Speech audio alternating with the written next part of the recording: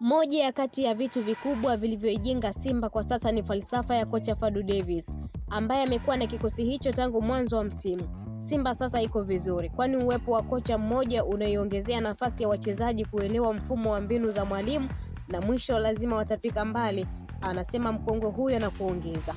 Nikumbushe wakati wa kocha Nabi, Yanga ilifika mbali, kwani ndani ya msimu miwili kikosi kilishajua kila mbinu na benchi la ufundi lilikuwa na utulivu wa kusoma kila timu ya ligi kuu, ndio maana walifanikiwa. Tunakubaliana kuwa kila mwalimu ana mbinu zake, hivyo wakibadilisha wachezaji lazima wavurugike, hata kama wana uwezo mkubwa, kwa sababu kabla hajashika vizuri mbinu hizi analitoa zingine. Lakini kupitia Mwanaspoti, kiungo wa Yanga Stefan Aziz Ki aliwahi kusema kuwa mojawapo kati ya sababu zilizochangia kushuka kwa kiwango chake msimu huu ni pamoja na mabadiliko ya makocha.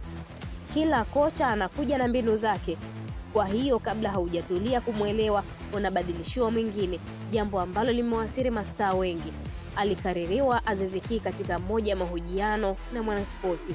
Aziz ambaye msimu uliopita alibeba tuzo ya ufungaji bora akiwa na mabao 21, lakini huu amefunga 8 na assist 7, huku Yanga ikisalia na mechi 4 mkononi.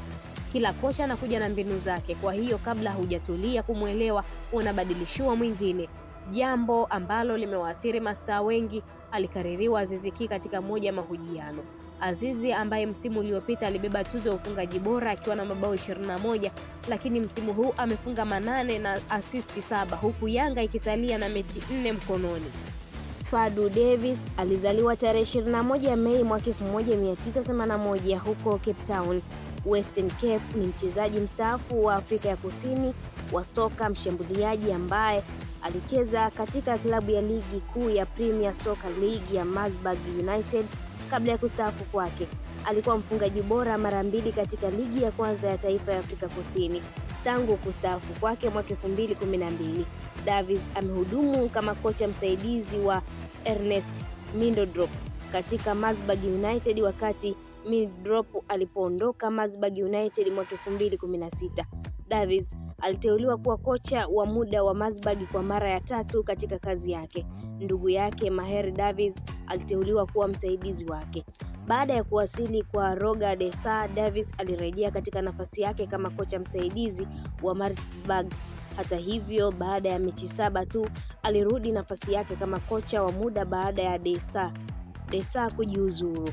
Davis alikuwa kaimu kocha kwa muda wote wa 2016 hadi 2017 South African Premier Division.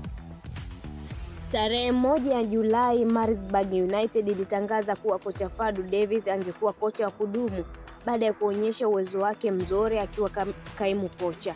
Alikuwa anahusika katika mechi 9 za mwisho wa msimu, akishinda 4, sare 3 na kupoteza 2. Msimu wa kwanza kabisa wa Davis kama kocha, timu haikuwa na mafanikio. Ilipata pointi 4 tu kwenye mashindano ya kufuzu 2018, 2019 CAF Confederation Cup, na pia walifungwa katika fainali za 2018, 2017, 2018 Nedbank Cup, ambapo ilikuwa nafasi yao ya mwisho ya kufuzu kama mashindano ya CAF. Timu ya Davis ilicheza mechi 15 za ligi na kushinda mara 1 tu, na tarehe 24 Desemba Maritzburg United ilimfuta kazi Davis. Davis alirudi kuwa kocha msaidizi wakati huu kwa Orlando Pirates FC, na amekuwa katika nafasi hiyo tangu tarehe 15 Januari 2019. Davis alijijengea sifa ya kuendeleza wachezaji vijana baada ya kutoa fursa kwa wachezaji kama vile Sifesile Ndlovu, Bandile Shandu na Mlondi Dilamini, ambao wote walikuwa awali ni wavulana wa mpira. Alijiunga na Maritzburg United 2007. Vilabu vya awali Silver Stars, Vasco da Gama, Mining Rangers, Santos Cape Town, Chemortas Burgers, Bulgaria, Avendal, Atletico, Maza City. Uzoefu wa kocha Fadu Davis, timu alizowahi kuwa kocha. Fadu Davis ni miongoni mwa makocha wenye uzoefu mkubwa katika soka la Afrika Kusini.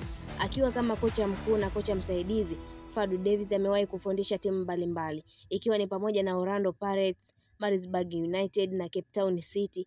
Pia amewahi kuwa kocha msaidizi katika klabu za Raja Casablanca ya Morocco na Lokomotiv Moscow ya Urusi. Klabu ya Simba ilimtangaza rasmi kocha wao mpya ambaye alianza kuiongoza klabu kwenye msimu 2024-2025 baada ya mzunguko yaliyodumu takriban wiki moja. Hatimaye Simba ilifanikiwa kunasa saini ya Fadlu Davis na kumtangaza rasmi kama kocha wao mkuu mpya kuelekea msimu 2024-2025, akichukua mikoba ya aliyekuwa kocha wa muda Juma Mgunda. Uteuzi huu ulikuja baada ya kipindi cha mabadiliko ndani ya klabu ambapo kocha wa awali Abdelhaki Benchika aliondoka kutokana na changamoto za kifamilia. Fadlu Davis, kocha mwenye uzoefu mkubwa kutoka Afrika Kusini, alitarajiwa kuleta mabadiliko makubwa katika kikosi cha Simba, akiwa na rekodi ya kuongoza timu kama Orlando Pirates na Maritzburg United pamoja na uzoefu wake kama kocha msaidizi katika klabu za kimataifa kama Raja Casablanca na Lokomotiv Moscow. Davis aliingia Msimbazi akiwa na CV ya kuvutia. Uteuzi huu uliashiria nia ya Simba kurejesha makali yao katika soka la ndani na kimataifa kapo. Mashabiki wa Simba walikuwa na matumaini makubwa kwa Fadlu Davis, akileta mbinu mpya na uongozi uliomwezesha klabu kufikia malengo yake makubwa, ikiwamo kufanya vizuri katika michuano ya kimataifa kama vile Kombe la Shirikisho Afrika na FUL. Je, Fadlu aliweza kutimiza matarajio haya makubwa? Je, mtindo wake wa ukocha uliendana na falsafa ya Simba? Katika makala haya tutaangazia kwa undani wasifu wa Fadlu Davis, CV ya Fadlu Davis, uzoefu wake wa ukocha, mtindo wake na uongozi na matarajio makubwa yaliyozunguka katika klabu ya Simba. Na hii ni Spoti Mtaa TV. Mtazamaji wetu, endelea kutufuatilia. Pia usisahau kulike, kushare, kucomment pamoja na kusubscribe channel yetu ili uendelee kufurahia taarifa zetu kutoka hapa ndani na nje ya mipaka ya Tanzania kwa habari kemkem za michezo.